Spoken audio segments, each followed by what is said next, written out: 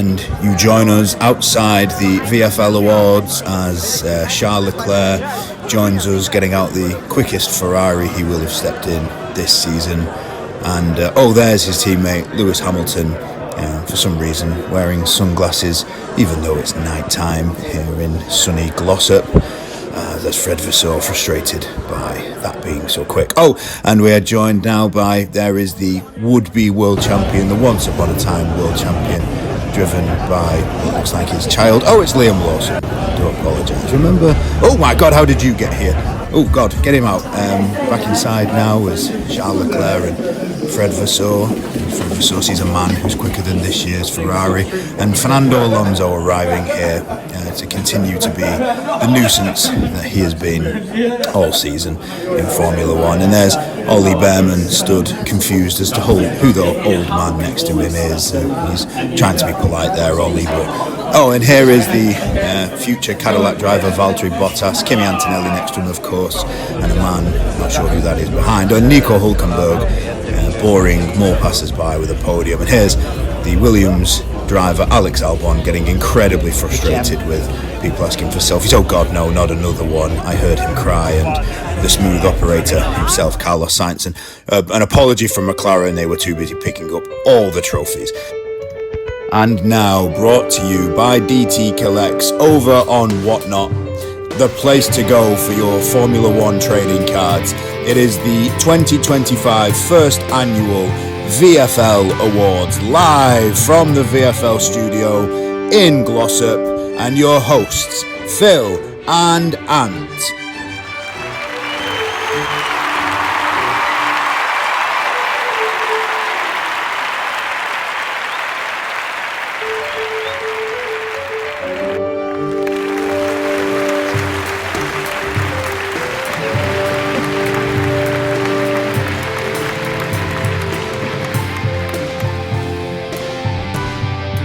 Hello and welcome to the inaugural VFL Awards. Yep, we've had the full intro. It looks amazing, doesn't it? It's nice to see Charles and Lewis made it without any penalties.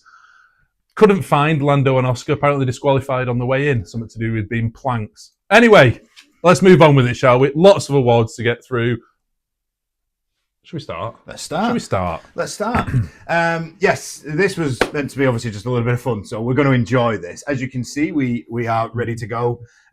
Congratulations to everybody who made it through the year with us. Right, so we're going to start with Team of the Year.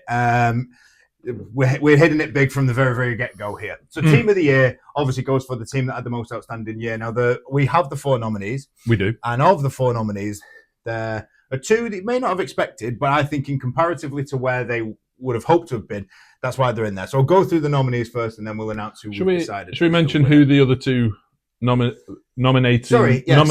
makers were? Yeah, so the nominations have come from, obviously, us 2. We have Phil who's also provided some nominations for us as well. And, of course, Dave over at DT Collects. And we know we keep pressing this. Get yourself over to DT Collects on Whatnot for your F1 trading card needs. So Dave is the other one who's given us some nominations as well. So I'm not going to tell you who's done who because it doesn't really matter. So the 4 nominations, we have Red Bull, we have Sauber. This is going to get old very quick if we clap every single one. Every single one. Yeah, we'll stop at that. McLaren and Williams. Sorry. So there are your 4 nominations. Red Bull, Sauber, McLaren, Williams. There are your 4 nominations for Team of the Season. Now, we've done all the agreeing so we already do know the winners. Yep. So some of them will be quite quick to tell you who it is. Some we might have a bit of a debate. But I think this one's obvious. You think so? I think there's a shout for the other 3. But... if you take it this... I'm going to stop stuttering halfway through this video as well, I promise. I think if you take into account McLaren executed the season perfectly and won the Constructors, and therefore it's no debate. But we expected that.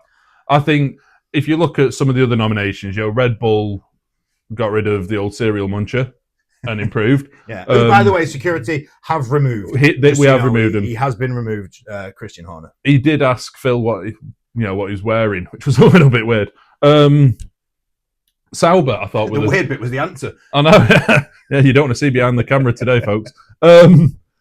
Sauber were my nomination. And I know we're not going to go through it all, but I think they deserve a shout. Because we said at the start of the year they were going to be massive green skips. And yet, That was Aston phenomenal. Martin. That was the number 18 Aston Martin. But to be fair, I agree, and I think also Williams. I think we said a couple of times through the season that Williams, if they didn't get fifth, they've messed up. But I think you're right. I think Sauber. I think Red Bull are in there. I nominated Red Bull, and I know we said we weren't going to tell you everyone's nominations. We won't do this all the way through. But I nominated Red Bull just because I think the way that they fix stuff after, and to get themselves into that title chase with Max, of course, but to get themselves in there, to get a car good enough, a more harmonious team than when Tony the Tiger was in charge.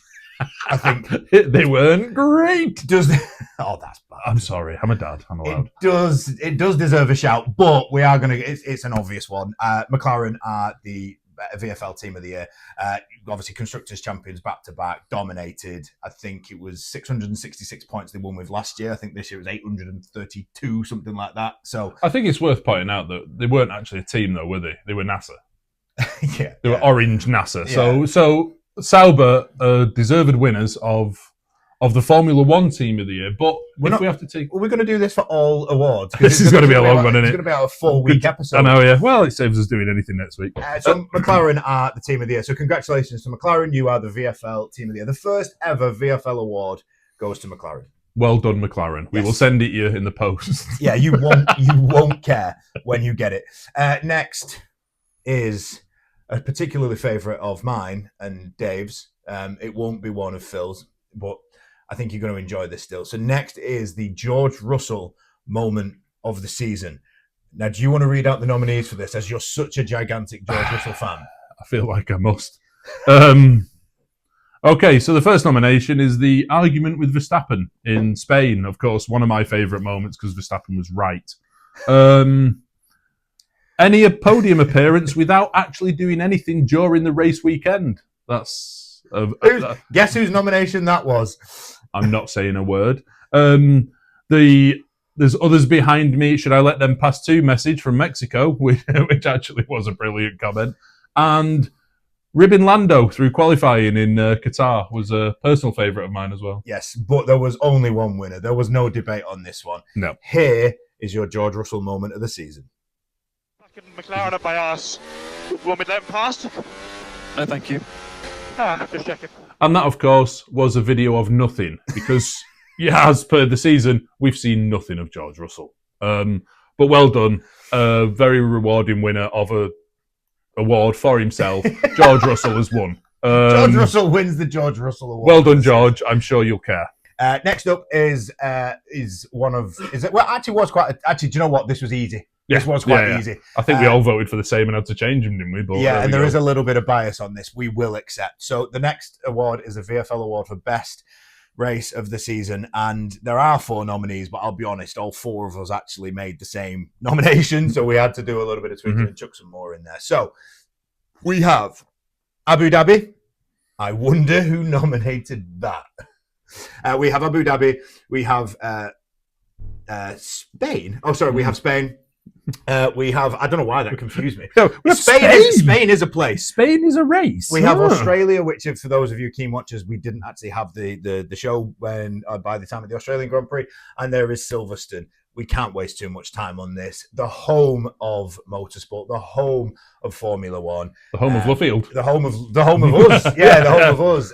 Silverstone is the winner for the VFL Best Race of the Season. Of course, it is. That was more biased than the Infantino vote for FIFA. And America. We're showing more bias than Zach Brown does to Lando Norris right now. In fact, we've got to give someone a peace award at Silverstone now. Don't. Oh, no, too far. Yeah, so anyway, Silverstone wins the... and by the way, check out on our channel the 3 videos that we did from Silverstone, day 1, day 2, day 3, because we were there live this year. Phil will be there live next year, so keep an eye on what's coming when it comes to Silverstone weekend in 2026. But Silverstone, congratulations, race of the year. And... in life there is good and there is evil, there is fun and there is not so fun, and there is good and the best race of the season, and there is truly goddamn awful and the worst race of the season. Now, we've commented a lot about how difficult it has been at times to do this podcast, and we appreciate everyone who sticks by us, because this season's had a few complete stinkers on it. Yeah. So we'll move on. We'll get on with it. We'll crack on, because these are truly god-awful. And we don't know if it's the actual race or the track, because you know our bias against some of these. Yep. So, in no particular order, the nominations are Miami. Awful. Las Vegas. It's a straight road. Spa, which upset us because it's such a great racetrack. And of course, Monaco, which is just appalling. You might as well go and race down the A57 in Glossop. And the winner is all 4 of them, because you were all truly terrible. Awful races, you embarrass us. Yep. So Miami, Monaco, Spa, and Las Vegas, you all take the crown of VFL worst race of the season. Don't try to defend it next year. We would like you all to be good, especially Spa. Please get that right this year.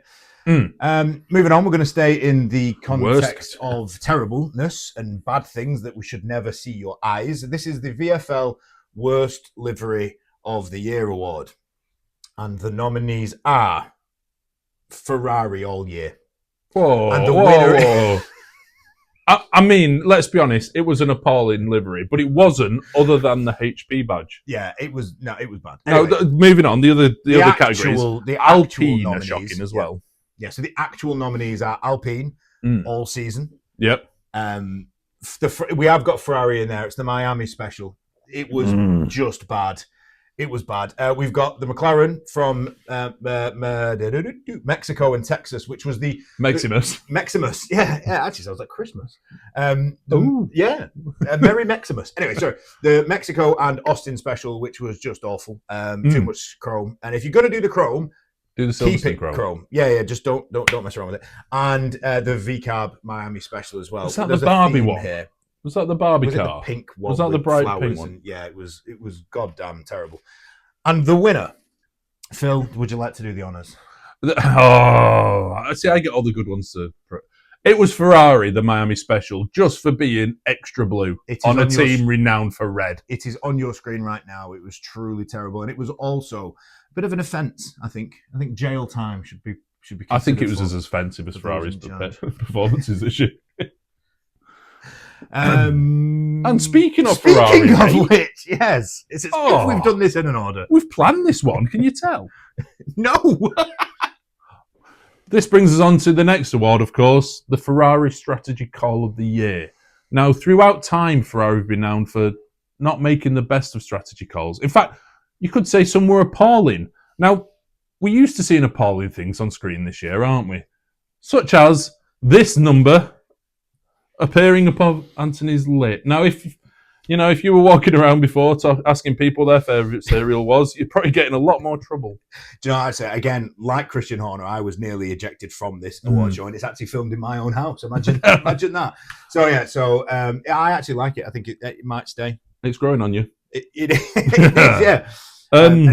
Anyway, the nominees for the worst strategy call of the year. By Ferrari. By Ferrari. Telling both drivers to stay out on dries despite the intense rain that was falling down at the time in Australia. Getting themselves disqualified in China straight after winning the sprint race.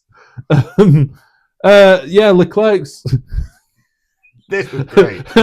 I'm getting wet. Respond to be told it must be the water. Now, even Leclerc came out with a comment after that, didn't he? That was good. Or another nominee, which I find a little bit cruel, but thank you again, Dave. I will call you out for this one. Just turning up. That was a bad decision. For most of the season, except for Abu Dhabi. But yeah, when it ended. And the winner, of course, for the most exciting piece of strategic excellence from the Ferrari team this year, telling both drivers to stay out on the dries whilst they couldn't see because the spray from the water was that bad. I think that wins as well, just because that set the precedence for the rest of the season. Like, that was race one, and that's what you're telling your drivers to do when it was the downpour. If anybody remembers the Australian Grand Prix, we are talking biblical levels of rain. But Ferrari thought it was dry enough to stay out on slick. So well done to the Ferrari crew. I mean, fair play, Ferrari. You were always going to win that one. But yeah, congratulations for not knowing what rain does to things. Honestly, must be the water. I've aged about 10 years this year just watching them. That's the next up is the least surprising thing of the season award. So some things have shocked us. This. Some things have shocked us this year. But we are going to go for what surprised us the least. So the four nominees for this award are Christian Horner being sacked, wasn't a surprise to anybody. McLaren winning the Constructors' Championship. That's not a surprise to anybody. They're in a different league. The least surprising thing, Carlos Sainz getting on the podium for Williams, that is a testament to just how good Carlos Sainz is. And fair. James Vowles, who we love and want to. And the improvement in the Williams as well. Like, absolutely. It just goes to show how good that car is. That's not a surprise. And Max ending himself in the World Championship race, so actually putting himself in there in the first place, despite having such a bad car. It's no surprise, is it? He's there and thereabouts all the time, isn't he? No, but I think all of these aren't very surprising at all. But I think the least surprising breaking news of the season is the sacking of Christian Horner. Again, we must stress Christian has not been allowed in the ceremony this evening. Do I need to tell you why?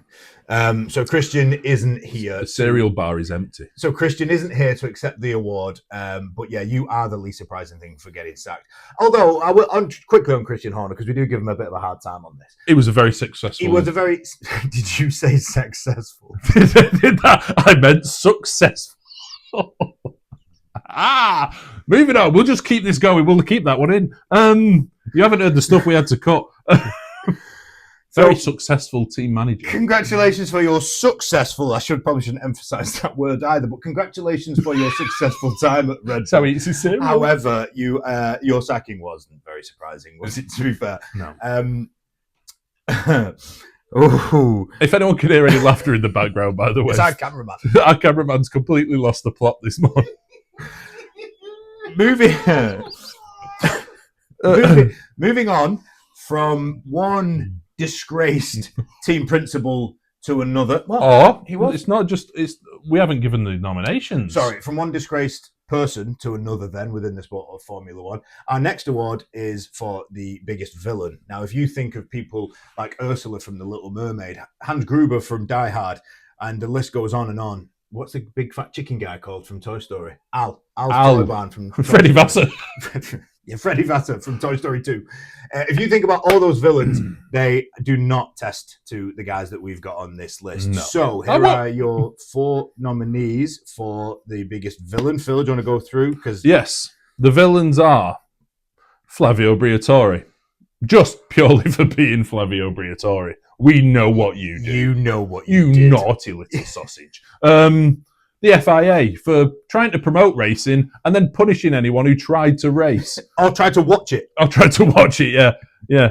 McLaren's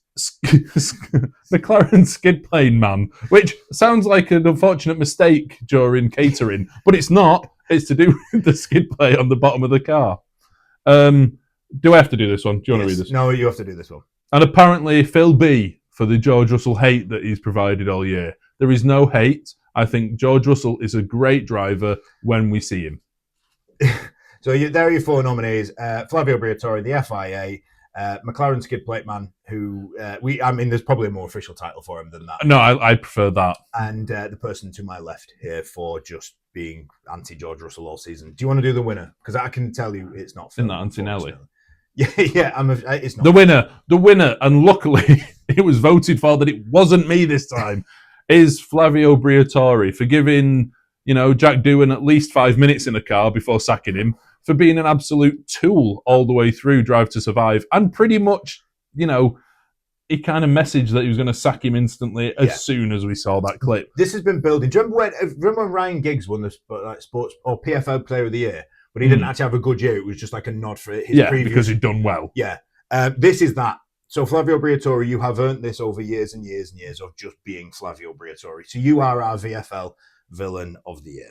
Now, whilst we're on the not the doom and gloom side, because I think that adds to the, you've got to have a baddie to every goodie. Mm-hmm. You've got to have a great driver. You have, the next nominee, which is, of course, the last one of this episode. But don't worry, we will be back with more. We're just going to take a little break because, as you can see, we've been waffling on a little bit too long. Yes.